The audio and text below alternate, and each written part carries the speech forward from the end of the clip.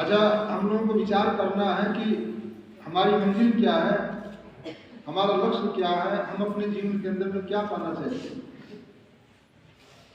इस विषय पर जो है बहुत कम लोग विचार करते हैं।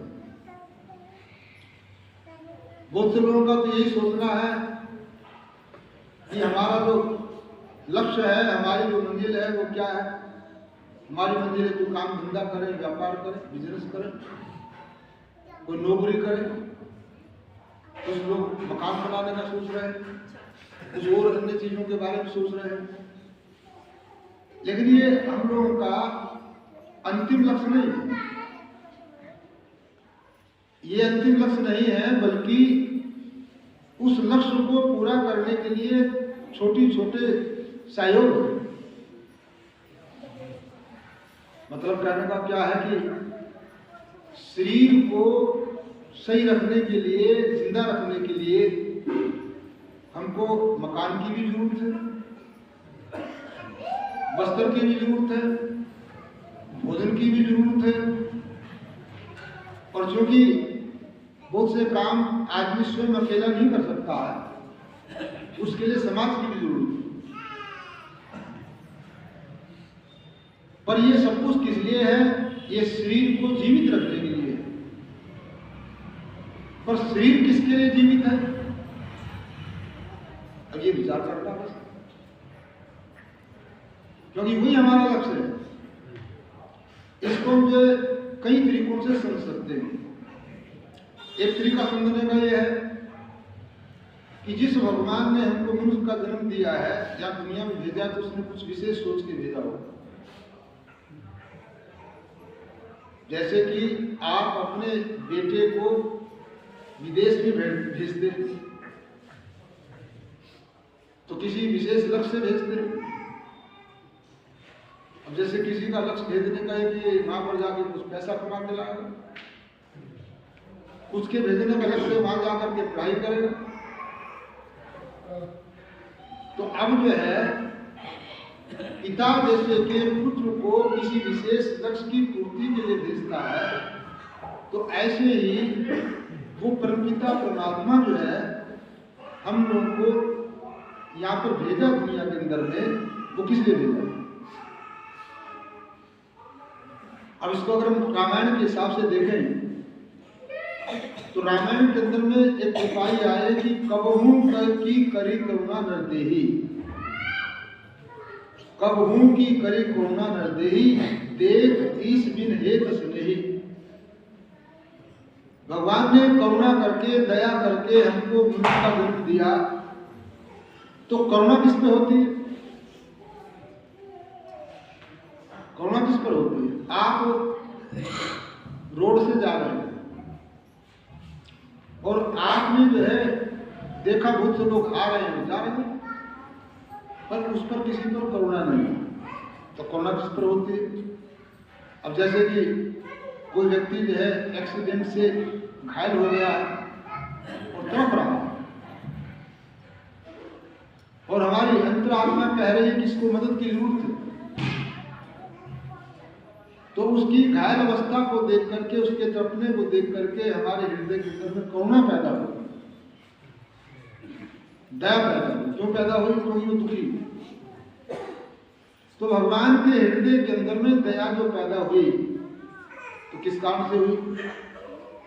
इस जीव के दुखी देखने के कारण से हुई। आप तो हम लोग देवताओं की पूजा करते हैं, लेकिन हम लोग इस बात को भूल जाते हैं कि कुछ मायनों में देवता लोग हमसे नीचे हैं और कुछ मायने में ऊपर है। अब ऊपर किस मायने में है? अब ऊपर इस मायने में है, उनके पास में, जैसे आप दुनिया में देख लीजिए कि एक अनपढ़ आदमी है, उसके पास में बढ़िया मकान है, 4 पहिए की गाड़ी है, बहुत लंबा चौड़ा कारोबार है, जमीन जायदाद है, चलो है अनपढ़। और एक आदमी जो है पढ़ा लिखा है, उसके पास में ये चीज नहीं है, पर उसके पास में ज्ञान का भंडार है। तो ज्ञान का भंडार होने से अब वो व्यक्ति जो है एक महीने में वो उससे नीचे है जिसके पास में ये सब सुविधाएं हैं, और दूसरे महीने में उससे ऊपर है। तो देवता जो लोग हैं, देवता लोग जो है इस महीने में ऊपर हैं, किस महीने में कि किसी जन्म के अंदर में थे वो मनुष्य, किसी जन्म के अंदर में अतिशय दान पुण्य किया, थोड़ा बहुत नहीं। क्यों? वो एक कथा आती है, और कथा आती है सेठ जी की। एक सेठ जी जो बहुत कंजूस थे और कभी अच्छे काम के अंदर में कुछ खर्च करते ही नहीं थे। तो जब ज्यादा वृद्ध अवस्था आ गई तो वृद्ध अवस्था में से अब भय लगने लगा, तो ये भी ख्याल आ कि मैंने तो जिंदगी में कुछ दान पुण्य कुछ किया ही नहीं। तो कहते हैं कि एक भिखारी आया, उस भिखारी को 5 का सिक्का दिया, बात खत्म हो गई। पर उससे अगले दिन ही उसकी मृत्यु हो गई। अब चूंकि उसने 5 का सिक्का दिया था तो उसके दिमाग में यह था कि मैंने जो दान किया तो दान के बदले में स्वर्ग मिलता। तो यमराज के पास में जब पहुंचा तो यमराज से कहा कि महाराज स्वर्ग किधर है, उधर ही मेरे को जाना है। तो यमराज ने कहा पहले हिसाब किताब तो हो जाए तुम्हारा, तुमने स्वर्ग में जाने वाला कौन सा ऐसा काम किया है वो तो देखे। रुको, अब रुक गए। अब उसके बाद में चित्रगुप्त से कहा इसका खाता खोलो देखो। तो खाता खोलने पर देखने पर जो क्या देखते हैं कि अपने जीवन के अंदर उसने कुछ अच्छा काम किया ही, खाली जो है 2 दिन पहले जो है 5 का सिक्का ले भिखारी हो दिया। कहा ये 5 के सिक्के में स्वर्ग जाना चाहता। तो यमराज ने कहा इसको 5 के बदले 50 रुपए दे दो, नरक भेज दो। मतलब कहने का क्या है कि हम लोग जो थोड़ा बहुत जो दान पुण्य करते हैं और इसके बदले में स्वर्ग की अगर कल्पना करते हैं तो वो मिथ्या है, बेकार है।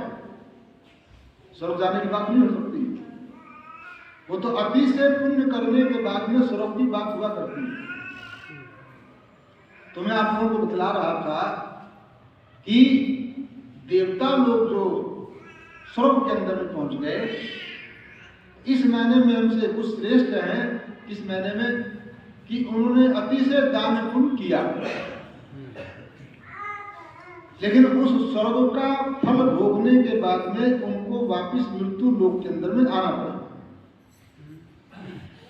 स्वर्ग सो अलप अंत दुखदायी, स्वर्ग सो अलप और अंत दुखदायी।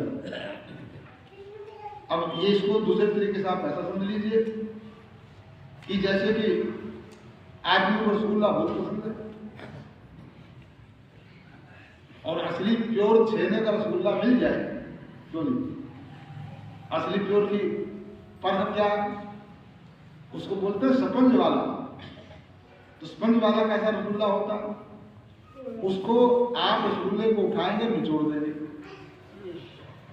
दबा करके निचोड़ देंगे और पूरा निचोड़ जाएगा।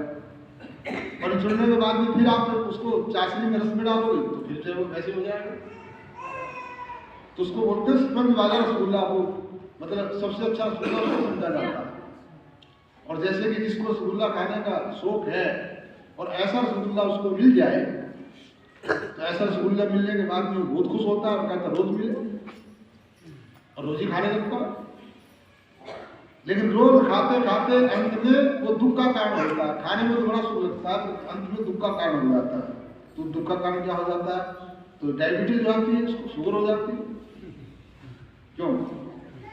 मतलब पहले तो उसको सुख मिला और अब दुख हो गया। तो स्वर्ग सो अलग अंत दुखदायी। तो हम यहाँ पर चर्चा जो कर रहे हैं, चर्चा ये कर रहे हैं कि मनुष्य का जीवन जो है वो देवताओं से भी ऊंची स्थिति में है। अब इसको हम दूसरे तरीके से समझ सकते हैं। वो तरीका क्या? एक के पास में तो एक ही डिग्री है, किसी के पास में 2 डिग्री है। मान लो किसी ने इंजीनियर की डिग्री प्राप्त कर ली और किसी ने डॉक्टरी की डिग्री प्राप्त कर ली 2 डिग्री, तो 2 डिग्री वाला बड़ा है या 1 डिग्री वाला बड़ा है? ये कहा 2 डिग्री वाला बड़ा। तो ऐसी मनुष्य के अंदर में 2 डिग्री है और देवताओं के अंदर में 1 डिग्री है। तो देवताओं के अंदर में 1 डिग्री कौन सी है? केवल कर्म का भोग भोगने की, केवल कर्म का भोग भोगने की, कर्म का फल प्राप्त करने की डिग्री है। पर मनुष्य के अंदर में कर्म करने की भी डिग्री है। इसलिए इस महीने में मनुष्य जो है देवताओं से भी बढ़कर के। तो अब जो है मनुष्य का शरीर पाने के बाद में, देवता बनने के बाद भी अंत में उसको इसी मृत्यु लोक के अंदर में आकर के, और कब कभी तो 184 के अंदर में जाना पड़ता है।